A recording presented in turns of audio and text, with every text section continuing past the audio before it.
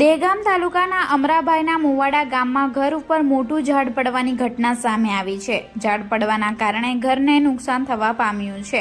જો કે ઝાડ વધારે જોખમરૂપ ના થાય તેના કારણે ઘર માલિકે તેને હટાવવા માટે પ્રયાસો કર્યા હતા, પણ તેમને બીજાનું ઝાડ હોવાના કારણે હટાવવા દેવામાં આવ્યું નથી। આ ઘટનાને પગલે સરપંચ તલાટીને જાણ કરી હતી અને ઘર માલિકને પોલીસ સ્ટેશન સુધી જવું પડ્યું હતું। શું માણસાઈ મરી પરવારી છે?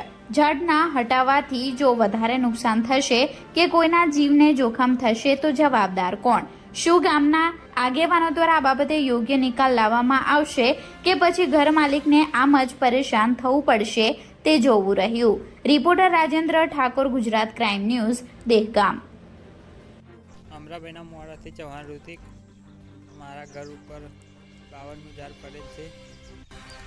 સામેવાળા વ્યક્તિ ચૌહાણ દિગ્વિજયસિંહ શંકુસિંહ ચૌહાણનું છે અને ઘર ઉપર બાવળનું ઝાડ કાપવા જતાં તેમને કાપવાની ના પાડી અને સરપંચને પણ જાણ કરેલ છે, તલાટીને જાણ કરેલ છે અને અત્યારે પોલીસ સ્ટેશનમાં પણ અરજી આપીને આવ્યો છું। જોઈ લો આ બાવળનું ઝાડ।